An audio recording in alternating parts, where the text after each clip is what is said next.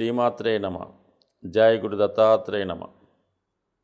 ఈ వీడియోలో మనం కన్యా రాశి వారికి శనిగ్రహ అనుగ్రహం కావాలంటే ఏ దైవాన్ని పూజించాలి, ఏ విధంగా జాగ్రత్తలు తీసుకోవాలి అన్న విషయాన్ని మనం ఈ వీడియోలో పరిశీలించే ప్రయత్నం చేద్దాం. ఈ రాశికి అధిపతి బుధుడు. బుధునికి శని భగవానుడు మిత్రగ్రహం.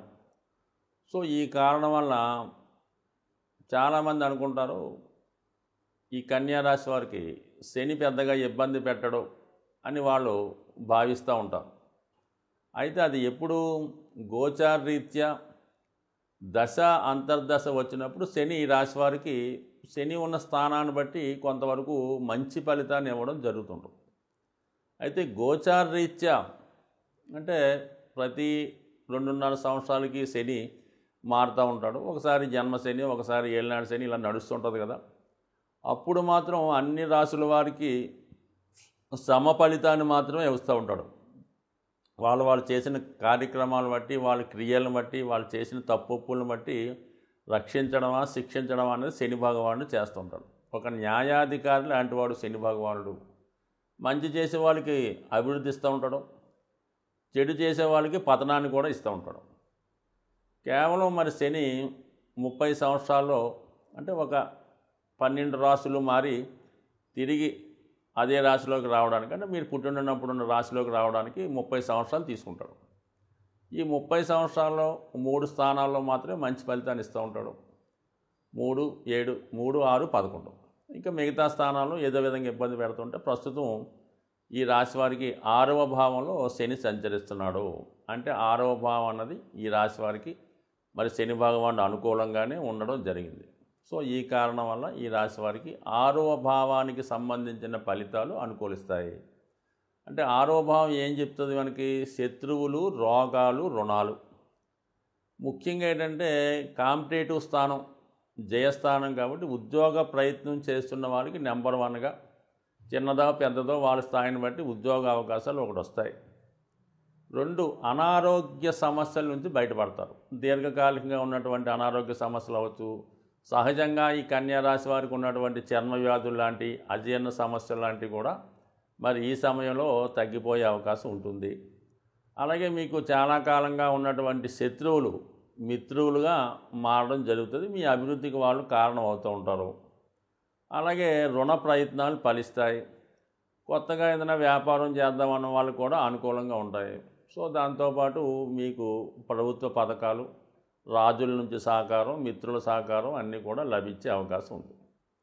సో ఏదన్నా మొత్తం మీద రాబోయే సంవత్సరంన్నర పాటు ఇంకా అక్కడ ఉంటాడు కాబట్టి ఈ జాతకులకి ఇది అనుకూలంగా ఉండడం జరిగింది. 6వ భావం నుంచి 12వ భావాన్ని వీక్షిస్తున్నాడు. అంటే 12వ భావం అనేది విదేశ గమనం, పరదేశ నివాసం, పరగృహ నివాసం, ఇవన్నీ కూడా 12వ స్థానం చెప్తూ ఉంటుంది. అలాగే ఖర్చులు, రెస్పాన్సిబిలిటీసు, బాధ్యతలు ఇవన్నీ కూడా 12వ భావాన్ని శని 6వ భావాన్ని చూస్తున్నాడు కాబట్టి ముఖ్యంగా రుణాల నుంచి బయటపడతారు. అంటే ఏ రుణం ఉందా, మీరు ఏదైనా రుణం చేసి ఉంటే అప్పుల నుంచి బయటపడతారు. ఏదైనా బాధ్యతలు ఉంటే అవి తీర్చుకునే ప్రయత్నం చేస్తారు ఈ సమయంలో. అంటే పిల్లలకి వివాహం చేయాలి, వాళ్ళకి ఏదో చదివించాలి, ఏదో తల్లిదండ్రులకి ఆరోగ్యంగా బాగలేదు, వాళ్ళకి ఆరోగ్యపరంగా జాగ్రత్త తీసుకోవాలి, వాళ్ళకి ఏదో ఉపాధి కల్పించాలి. సో ఈ విధంగా మీ యొక్క బాధ్యతలు అంటే రుణాలు తీర్చుకునే ప్రయత్నం జరుగుతూ ఉంటుంది. సో అలాగే మరి అష్టమాన్ని కూడా వీక్షిస్తూ ఉంటాడు. అంటే అష్టమం ఏం చెప్తుంది? శని భగవానుడు అనుకూలంగా ఉన్నాడు కాబట్టి దశమానికి లాభస్థానం కాబట్టి వృత్తిలో అభివృద్ధి, ప్రమోషన్ లాంటివి రావడం, ఇవన్నీ జాతకుడికి శని భగవానుడు ప్రస్తుతం అనుకూలంగా ఉన్నాడు కాబట్టి ఏ యాంగిల్లో అయినా వాళ్ళ అర్హతని బట్టి మాత్రమే ఇవ్వడం జరుగుతుంది. ఏదో శని అనుకూలంగా ఉన్నాడు కదా, నేను ఎమ్మెల్యే పోటీ చేస్తాను, లేదంటే సివిల్స్ రాస్తాను, కలెక్టర్ అవుతానంటే కుదరదు. వాడు ఏదో ఇంటర్మీడియట్ చదువుకున్నాడు, దాని తగ్గట్టుగా వాడు ఏదో ఉద్యోగం ట్రై చేసుకుంటే వాడికి వస్తుంది తప్ప వాడి స్థాయి మించి మాత్రం 100% రాదు. ఒకవేళ స్థాయి ఉన్నా కూడా వాడు చిన్న ప్రయత్నం చేస్తే తొందరగా ఇస్తాడు తప్ప అర్హత లేని దాన్ని మాత్రం ఎప్పుడూ శని భగవానుడు ఇవ్వడు.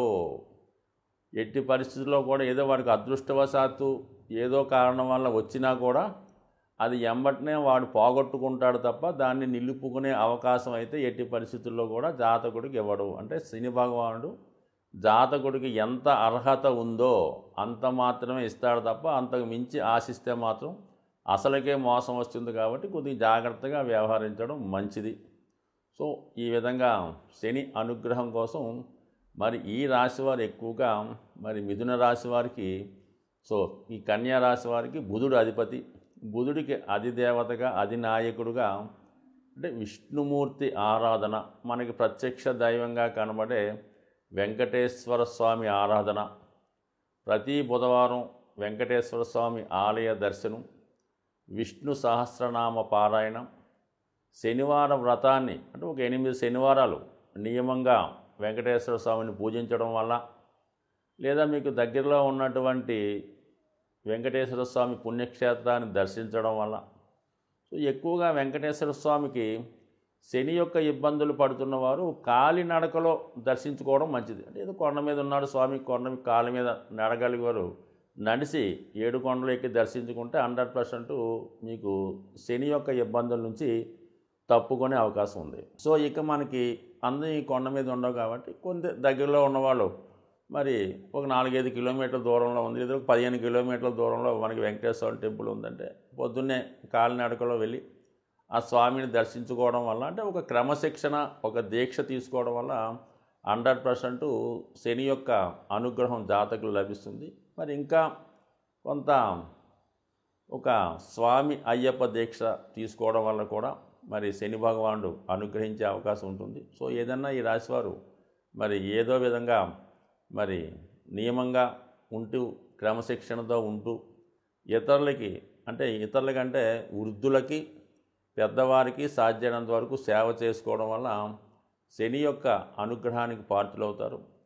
అలాగే శని భగవానుని తాంత్రిక విధానంలో పూజ చేద్దాం అనుకున్న వాళ్ళు మరి దశ మహావిద్యల్లో కాళీ అమ్మవారిని తాంత్రిక రూపంలో పూజించుకోవడం వల్ల, అంటే అందరికీ సాధ్యం కాదు, ఆ దేవతను ఆరాధించడం వల్ల కూడా శనిగ్రహ అనుగ్రహం కలుగుతుంది. అలాగే ఇంకా సూక్ష్మంగా చెప్పాలంటే ఎస్పెషల్లీ ఈ కన్యా రాశివారు, అందులోనూ హస్తా నక్షత్ర జాతకులు సూక్ష్మంగా మోక్షం పొందాలంటే విఘ్నేశ్వరుడి ఆరాధన.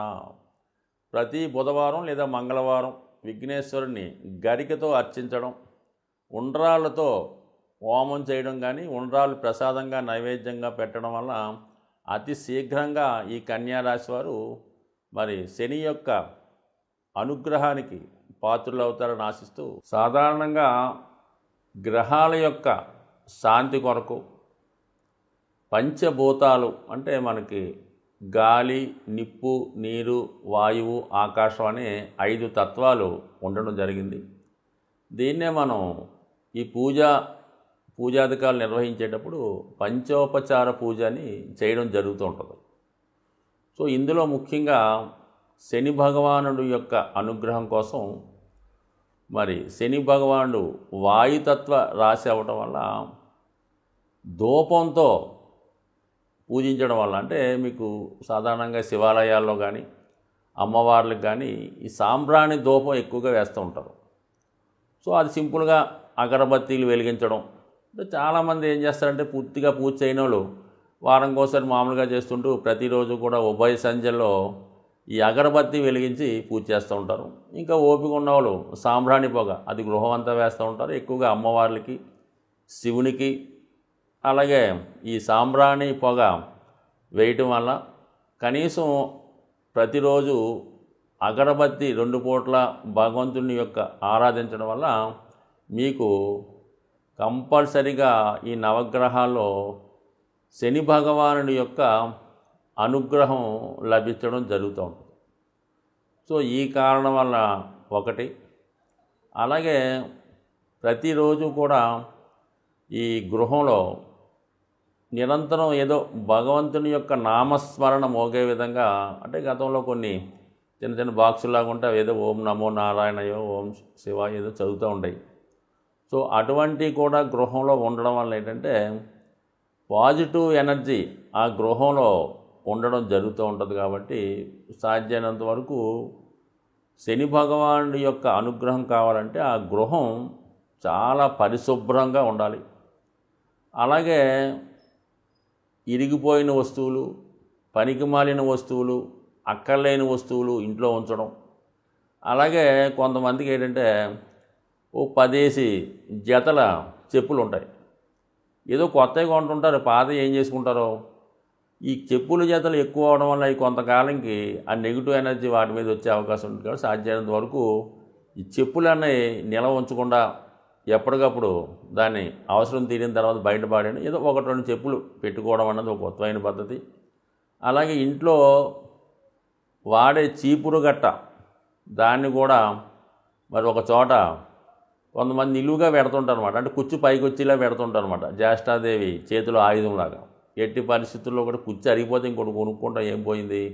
అందువల్ల ఎప్పుడు కూడా అది నిలువుగా కరెక్ట్గా పెట్టాలి తప్ప కుచ్చు పైకి వచ్చే విధంగా మాత్రం ఎట్టి పరిస్థితుల్లో కూడా పెట్టలేదు. ఇవన్నీ కూడా అలక్ష్మికి కారణాలు అన్నమాట. సో అలాగే ఏంటంటే ఈ భోజనం చేయడానికి కూడా ఒక పర్టికులర్ టైం పాటించాలి. ఏ టైంలో పడితే ఆ టైంలో తినడం, ఎక్కడ పడితే అక్కడ తినడం, ఈ టీవీలు చూస్తూ ఈ మంచాల మీద కుర్చీల్లో సేరబడి ఈ విధంగా భోజనం చేయడం, ఏదో ప్లేట్లో భోజన పదార్థాలు ఉడించుకొని తినడం, ఇవన్నీ కూడా ఐశ్వర్యప్రదం కాదు. ఇవన్నీ కూడా శనిని ఆహ్వానించే ఇండికేషన్స్ అన్నమాట. ఈ అనాచార పనులన్నీ కూడా శనిని ఆహ్వానిస్తుంటాయి. అలాగే శుభ్రమైనగా ఉండడం, శుభ్రంగా భోజనం చేయడం, అలాగే ఆహార పదార్థాలు కూడా జాగ్రత్తగా వినియోగించడం, ఇవన్నీ కూడా లక్ష్మీదేవి అనుగ్రహానికి పాత్రలు అవుతూ ఉంటాయి. కాబట్టి సో ఏదైనా శని భగవానుడి యొక్క అనుగ్రహం కావాలనుకున్న వాళ్ళు ప్రతి పని కూడా పద్ధతి ప్రకారం నియమానుసారం చేసుకోవడం వల్ల వాళ్ళు కంపల్సరీగా శని భగవానుడు టాప్ రేంజ్లోకి తీసుకెళ్లే అవకాశం ఉంటుంది. స్వస్తి.